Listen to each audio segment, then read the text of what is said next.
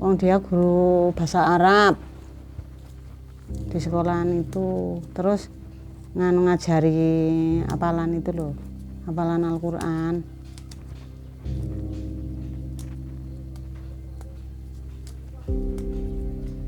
Wong katanya meninggalnya tidak sakit, langsung meninggal. Kata Pak Ustadz, kan kemarin di sekolahan itu kan ada mujadahan 7 hari, didatengin Pak Kiai dari mana saja, Pak Gus Yusuf, Pak yang jauh-jauh itu, terus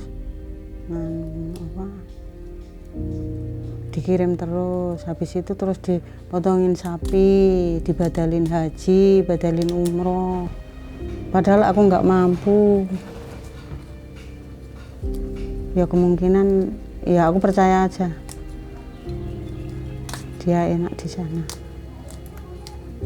Ya nek ditarino dine duit 50 juta ya anake jaluk, aku ya emoh. Aku mbok dijoli Candi Borobudur ka aku emoh. Tetep aku ya pengennya anakku sing sesuk iso ndongake aku. Yang paling terakhir iki mini, Mak karepe sing dikarepke nganu mak iki aku kon kudu kepiye. Di saat aku sakaratul maut ada kata-kata la ilaha illallah di telinga saya gitu, aku dia menjawab kan nggak harus aku gitu, yang ngomongnya begitu. Mindarni kini hidup dalam sunyi. Putri yang selama ini jadi sandaran hidupnya kini telah tiada. Putri Mindarni, Siti Hurfatona, adalah satu dari 11 korban meninggal dalam tragedi kecelakaan di Kalijambe, Purworejo, 6 Mei 2025 lalu. Angkot yang ditumpangi Siti bersama rombongan guru SD Asyafi'iyah Magelang lain dihantam truk muatan berlebih yang oleng dan tak terkendali di jalan. Kehilangan Siti jadi duka yang mendalam saat air mata Mindarni belum kering akibat ditinggal sang suami 2 tahun silam.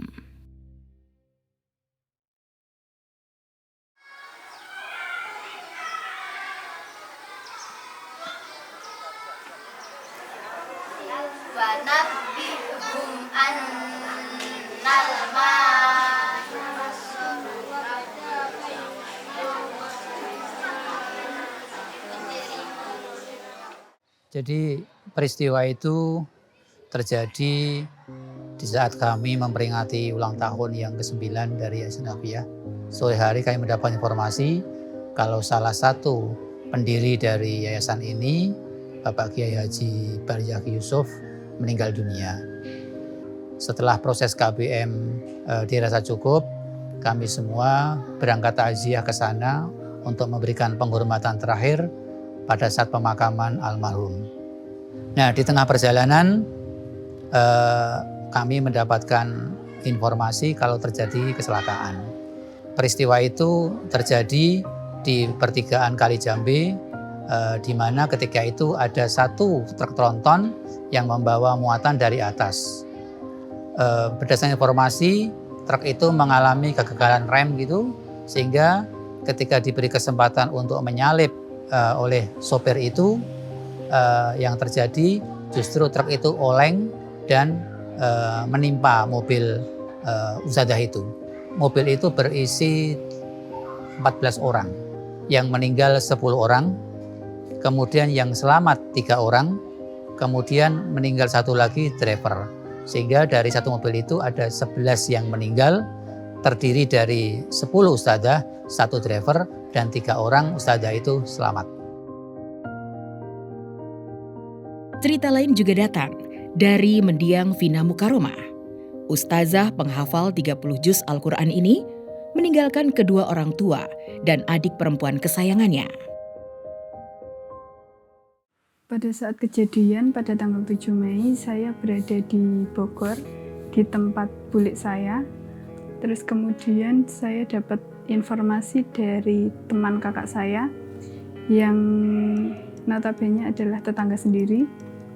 Awal dia mengabarkan lewat link Instagram, mengirim link Instagram, terus saya buka dan ternyata adalah berita kecelakaan tersebut.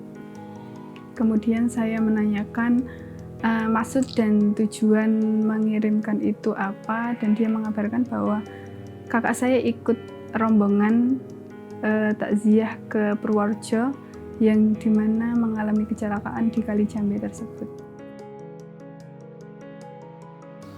Pada waktu kejadian dan jenazah belum sampai rumah, bapak dan ibu tuh masuk ke kamar terus kayak teriak manggil nama kakak, terus kayak ya seperti itu.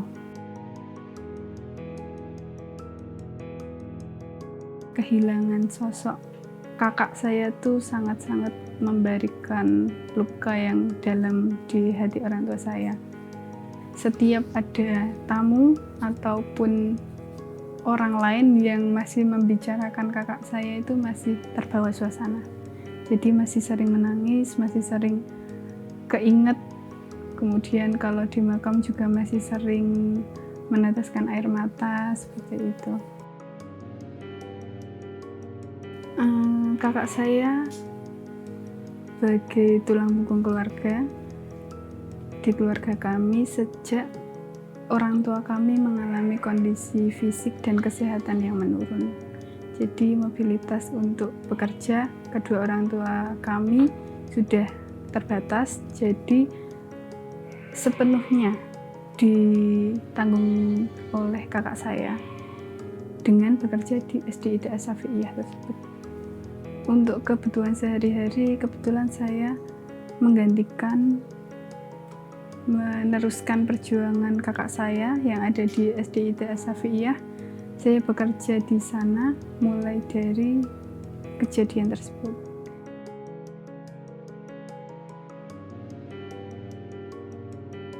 Ustadzah-ustadzah kami itu adalah generasi awal dari As-Syafi'iyah ini. Beliau orang yang sangat ikhlas mendedikasikan hari-harinya hidupnya untuk As-Syafi'iyah ini. Mereka banyak berasal dari keluarga yang mohon maaf secara ekonomi punya keterbatasan. Sehingga beberapa di antara mereka itu adalah tulang punggung keluarga yang harus menghidupi orang tuanya, harus menghidupi adik-adiknya yang beberapa masih sekolah. Sehingga dengan kejadian ini betul-betul membawa dampak yang luar biasa bagi keluarga korban.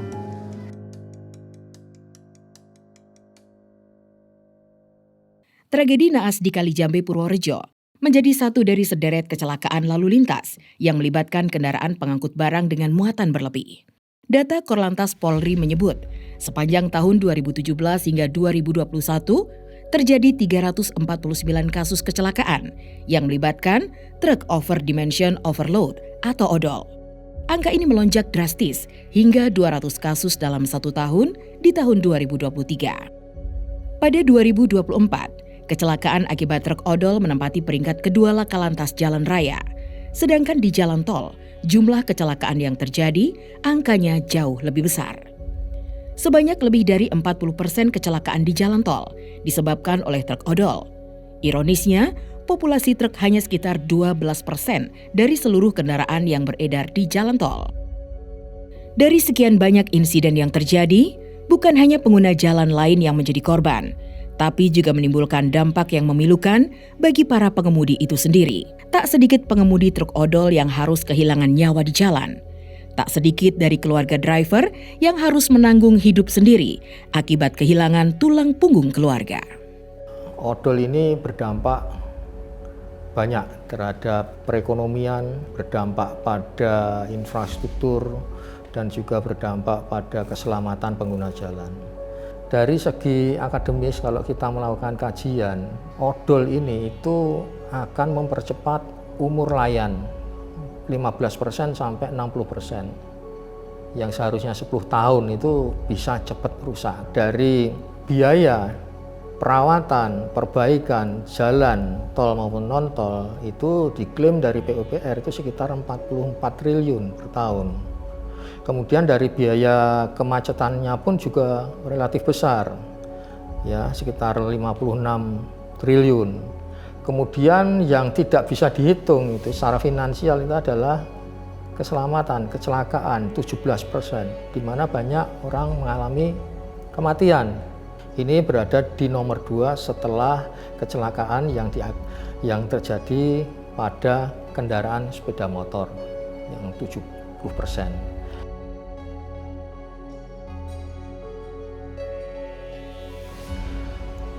Odol ini muncul karena konsep ekonomi ya. Pengusaha itu kan membutuhkan profit. Ya. Kalau misalnya kendaraan yang digunakan ini hanya muat 8 ton dengan perjalanan yang cukup jauh, maka ini akan membutuhkan biaya yang besar. Maka upaya yang dilakukan yaitu adalah memodifikasi dimensi sehingga bisa menampung misalnya 12 ataupun sampai 16 2 kalinya. Kita merasa sangat peduli terhadap aspek utamanya adalah aspek keselamatan. Kami bisa memahami apa yang menjadi concern dari para pengemudi, tapi kami juga harus bisa memahami apa yang terjadi dengan masyarakat dengan hilangnya nyawa yang cukup banyak. Inilah yang menjadi concern utama kami adalah aspek keselamatan.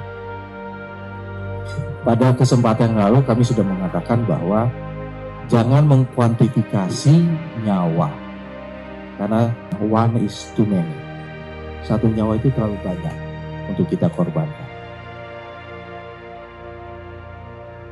Pada intinya keselamatan itu adalah menjadi salah satu hal utama di jalan. Ini menuntut adanya kesadaran dan kepatuhan berkendara di jalan yang ada, baik itu pengemudi angkutan barang atau pengemudi kendaraan yang lainnya yang saling menghargai dan sesuai dengan aturan berlalu lintas yang ada. Semakin kita menunda ya kita akan memperbesar kemungkinan terjadinya kecelakaan.